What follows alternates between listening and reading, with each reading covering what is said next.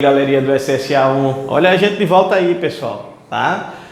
Demorou um pouquinho, mas estamos na luta, né? Espero que vocês não tenham esquecido da aula passada, né? A aula passada nós vimos as características dos seres vivos. Nós vimos, aqui, lembra do slide? Características dos seres vivos? Nós vimos, as 6 características que nós vimos, as 6 características. Nós vimos a composição química, tá? Nós vimos a organização celular, a célula procariota, eucariota. Lembra-se disso tudinho? Nós vimos a célula animal, a célula vegetal. Nós vimos os seres unicelulares, os pluricelulares, tá? Não acredito que você já esqueceu. Nós paramos praticamente aqui no ciclo de vida? Não paramos no ciclo de vida. Nascer, crescer, desenvolver, reproduzir, envelhecer e morrer. A gente não parou nisso não. Nós paramos em nível de organização, o átomo, molécula, orgânulos, célula, tecidos. Paramos nisso aqui? Eita, pessoal, nós paramos em metabolismo. O metabolismo, que é o conjunto de reações químicas que ocorrem em todo ser vivo. Como é o nome desse organoide? Lembram? Cloroplasto, mitocôndrias, trifosfato de adenosina. Precisa do calor, essas transformações. Os tipos. Nós vimos o metabolismo anabólico e o catabólico. Quem lembra? Construção ou destruição? Esse é de construção, esse é de destruição. Quando eu digo destruição, eu lembro, você vai quebrar e vai transformar inorgânicas em orgânicas, e a partir do momento o corpo pega essas substâncias e transformam em energia. Beleza, muito massa, né? Então vamos dar continuidade agora. Nós vamos ver o tipo de nutrição, tá, dos seres vivos.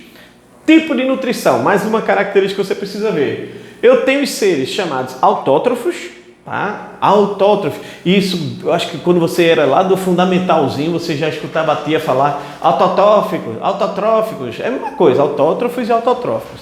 Os autótrofos, eles são independentes, tá, pessoal? Eles não necessitam de nenhum outro ser vivo para se alimentar.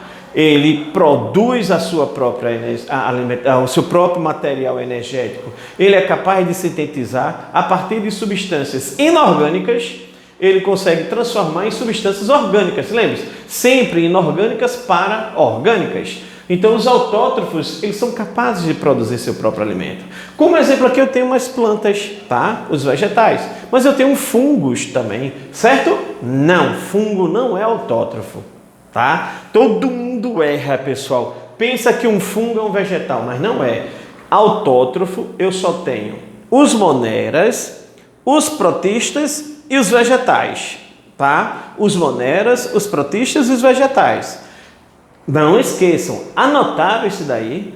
Autótrofo, que é capaz de produzir seu próprio alimento. Eu tenho moneras, protistas e vegetais. Os moneras, eles podem ser autótrofos e heterótrofos, tá?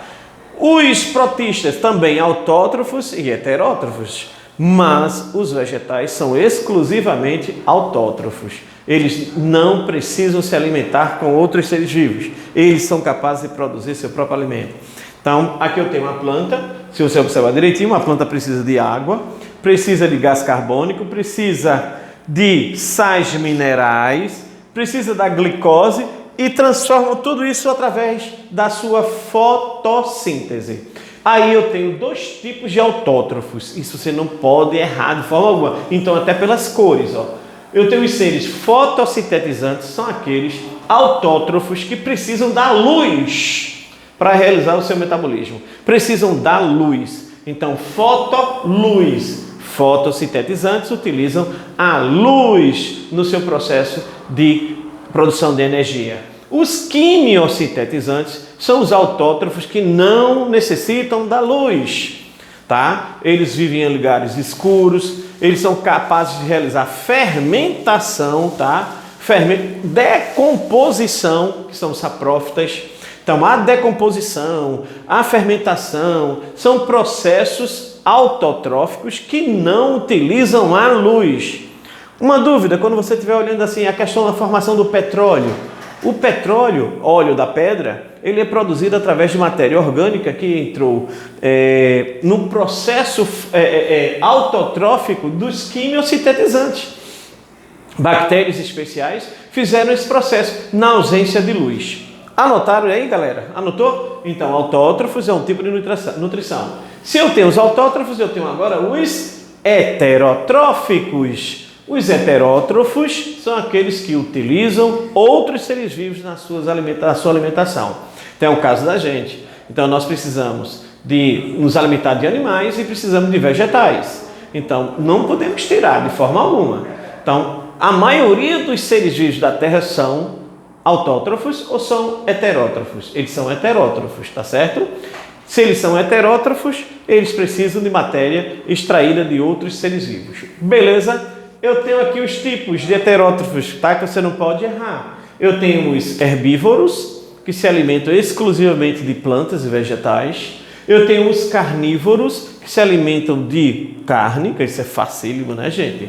De animais. E eu tenho os onívoros. Observe que eu coloquei aqui, ó. Herbívoro, planta verdinho, carnívoro, vermelho da carne. E os onívoros, eu fiz a mistura. É para você lembrar que eles tanto se alimentam de plantas como se alimentam de carnes. É o caso da gente, tá? Nunca esqueça desse bizu. Um bizu para você anotar. Quanto maior for o metabolismo, mais complexo é o tipo de alimentação. Esse é o mais simples, esse é o intermediário e esse é o mais complexo. Então, quanto maior for o metabolismo, que é o caso dos humanos, que tem um metabolismo muito elevado, então ele precisa de mais matéria orgânica. Mais matéria orgânica, obrigatoriamente, ele é onívoro. Tá certo, negão? Então, beleza de Creuza. Tipos de nutrição, autótrofos e heterótrofos. Mais uma informação. Tipo de respiração. Todo ser vivo respira. Lembre-se que a respiração é um processo que está ligado à nutrição. Então, produção de energia, do metabolismo. A respiração, gente, é um processo que tem de quebrar moléculas, tá? Ele quebra as moléculas dos nutrientes, liberando energia, gás carbônico e água. Então, todo ser vivo precisa de um processo respiratório. Precisa. Aí, como exemplo, nós temos o gás oxigênio. O gás oxigênio, ele entrou na respiração da maioria dos seres vivos. Mas tem ser vivo que não utiliza o oxigênio. Tem aqueles que utilizam e tem aqueles que não utilizam o oxigênio. Então, é bastante importante. Então, você tem que ter outros seres vivos que utilizam outros gases, como o nitrogênio, tá? Tem outros que utilizam metano, tem outros que utilizam gás carbônico, não importa. O que importa é que o gás mais utilizado no processo respiratório é o oxigênio. Então, como referencial é o oxigênio, eu tenho os seres aeróbios.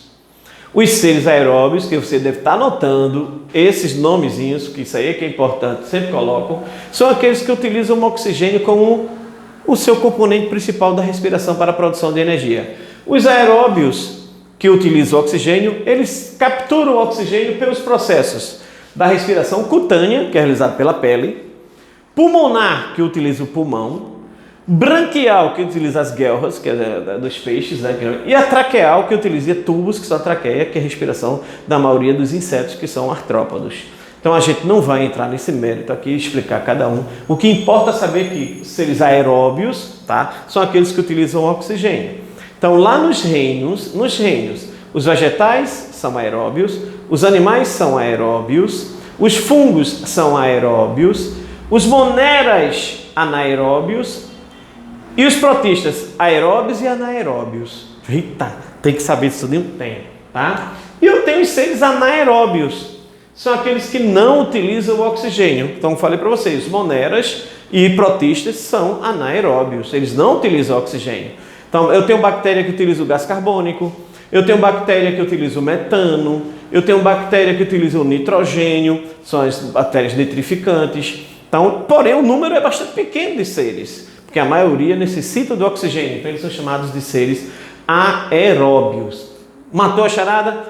Se você não está prestando atenção, o problema vai ser só seu, tá certo? Próximo, reprodução dos seres vivos. Todo ser vivo é capaz de reproduzir. Reprodução é o encontro, é a capacidade, perdoe-me, de perpetuar a espécie. Então, é obrigatório que se você quer perpetuar a espécie, você tem que reproduzir. Tá? E se você já conhece, a gente vai dar uma bem mais rápido em relação a isso aqui. A reprodução que utiliza gametas, ela é chamada de reprodução sexuada. Gametas são células reprodutoras. A que não utiliza gametas, ela é chamada de assexuada. Então eu tenho os tipos aqui, ó.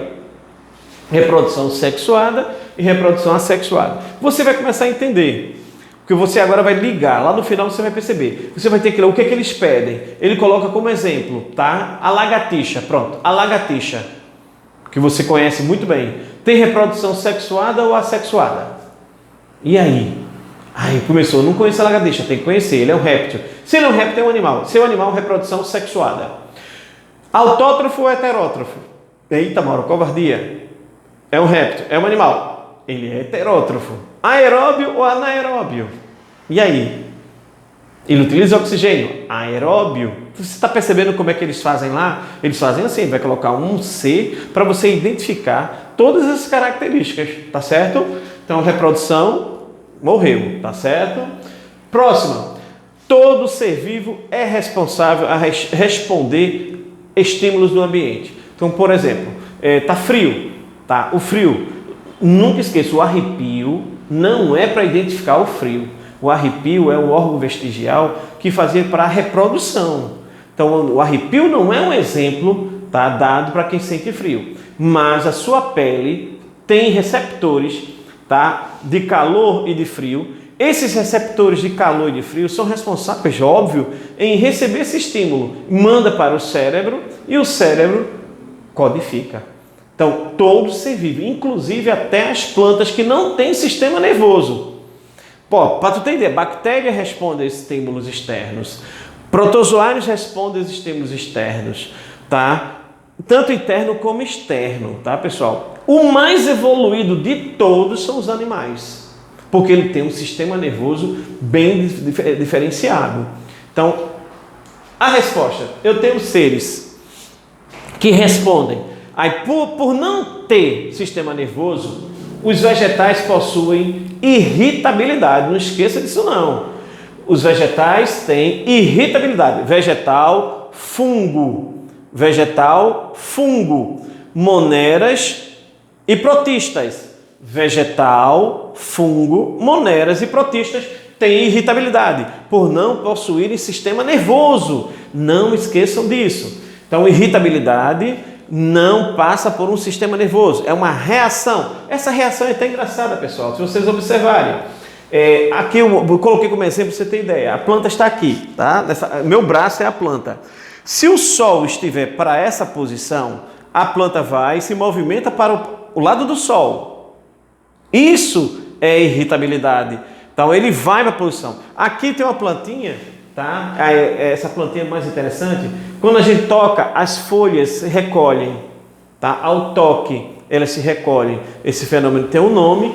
Quando a gente para ver isso daí, isso não passou pelo sistema nervoso. É uma reação rápida do ser. Essa reação rápida chama-se de quê? Irritabilidade. Perfeito, gente? Então, quem tem irritabilidade? Os vegetais. Sensibilidade? Os animais.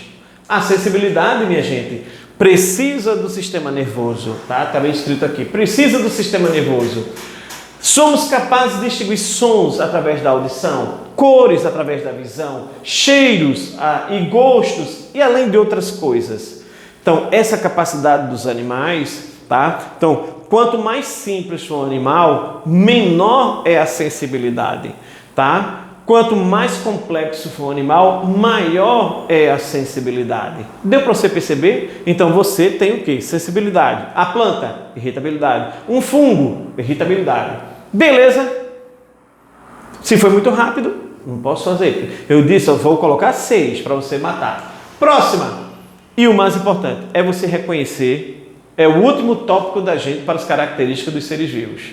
Tá? Lembrando que os seres vivos são capazes de ter evolução. Então, na evolução dos seres vivos, temos aí os reinos, tá? E essa tabelinha, você vai ter acesso a esse slide, vai estar lá. Depois da aula, você vai ver que está lá disponível no site do Método, na sala do Google. Vai estar disponível para você. Eu queria que você gravasse bem, copiasse mais uma vez essa tabelinha aqui sobre os reinos. Aqui tem tudo que a gente acabou de ver, ó. Quem são os unicelulares e pluricelulares, tá certo? Quem é que tem parede celular e quem não tem parede celular, membrana dupla.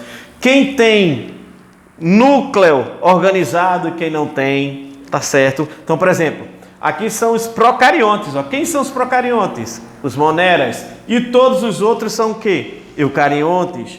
Quem é autótrofo e heterótrofo? Isso aqui, ó, para você ter ideia. Os moneras, eles são heterótrofos e autótrofos, como nós tínhamos falado. Os protistas, heterótrofos e autótrofos, tá? Aí eu pergunto, que tipo de autótrofo é esse daqui? Esse daqui é qual? Quimiosintetizante ou fotossintetizante? Esse aqui é quimiosintetizante. Esse aqui é quimiosintetizante e fotossintetizante. Esse aqui é heterótrofo. Esse daqui, autótrofo, fotossintetizante. Vejam, perca essa oportunidade. O tipo de reprodução, sexuada e assexuada. Se você quiser, eu vou dar uma dica para você. Pegue todas as características que Mauro colocou, faça um novo quadro e coloque tudinho para você ir sempre relembrando quando você precisar. Essas são as características dos seres vivos. Foi massa? Bora exercitar? Bora ver agora o exercíciozinho, rapidinho, poucas questões para a gente não endoidar. Lembrando, eu vou postar mais de 50 questões, viu, gente? Mais de 50 questões, assim que eu terminar a aulinha, para vocês exercitarem. Tá? Semana passada, vocês viram a metade do assunto. Esta semana, vocês estão vendo o final do assunto com os exercícios. Vamos exercitar? Primeira questão. Facílima aí. Na divisão dos seres vivos em 5 reinos, qual deles é o mais inferior? Tá? Se você observar direitinho, o mais inferior. Então, os reinos, está aqui, ó. Monera, protista, fungi, planta e animalia. Tá? Então, qual é o mais simples? Qual é o mais simples de todos? Muito bem. Quem disse Monera, acertou. Tá certo? Protista, fungi. Oxe, que reinos são esses aqui, minha gente? Poxa, não conheço não. Manado. Mauro acabou de falar para mim que era plantar e animalia, fungi. Que reino é esse aqui, meu Deus? Gente, você pode usar o latim, o grego, o inglês, o alemão, o que for. Isso aqui, outros nomes dados ao reino vegetal, que é metafita, e o outro nome dado ao reino animal, que é metazoa. Tá certo? Você vai lembrar zoa, zoológico, zoa, zoológico. Então aqui é o reino vegetal e aqui é o reino animal. Perfeito? Próxima questão. Todos os organismos vivos estão sujeitos a processos evolutivos. O Mauro falou de evolução. Algumas características, por exemplo, surgem e são passadas para os descendentes. E outras são eliminadas da população por meio de um processo chamado de... o que é que o professor está perguntando? Migração, vamos lá. Vamos pelas palavras que eu conheço. Eu conheço migração, eu conheço mutação, não conheço mimetismo. Mimetismo, nunca ouvi falar. Seleção natural, recombinação gênica. Recombinação gênica é quando você pega os genes e começam a juntar as características, troca de material genético. Está escrito isso aqui? Não, não está escrito isso. Então não é recombinação gênica. Seleção natural. O mais apto sobrevive. O menos apto tende a evoluir. Epa! Evolução. Mimetismo é você se esconder. É uma forma de camuflagem, que a gente utiliza o termo errado, porque eu tenho a camuflagem e tenho o mimetismo. É uma forma dos animais de se esconderem no ambiente. Está escrito aqui? Não está. Mutação são todas as transformações que ocorrem no gene para que você evolua. Migração é tanto a entrada quanto a saída de seres de um ambiente. Eu tenho a emigração e tenho a imigração. Migração é um conjunto dos dois. Também não fala no texto. Resposta da questão. Quem marcou seleção natural, acertou. O que ele está querendo dizer é que o mais forte, no processo evolutivo, o mais forte sobrevive e o mais fraco tende a evoluir ou morre. Massa. Próxima questão. Para um organismo ser considerado vivo, algumas características devem estar presentes. Analise as alternativas a seguir e marque o único atributo que não é encontrado em todos os seres vivos. Ele quer nessa relação o que não é do ser vivo, que não é característica do ser vivo. Hereditariedade, reprodução. Capacidade de responder estímulos, irritabilidade e sensibilidade. Corpo formado por várias células. Errado. Eu tenho um ser unicelular e tenho um ser pluricelular. Letra C. Tá vendo tu que tu é inteligente, cara? Tu é muito inteligente. Próxima. É comum dizer que todos os organismos são formados por células. É comum. Estrutura conhecida como a unidade funcional e estrutural dos seres vivos. Massa, pergunta boa. Alguns organismos, no entanto, são acelulares. Lembra o que é acelular? Acelular. A, não tem. A, não tem. Acelular, não tem célula. Quem aqui é acelular, minha gente? Questão mais boba, é ou não é? Quem colocou bactérias acertou? Não, errou, porque são os vírus.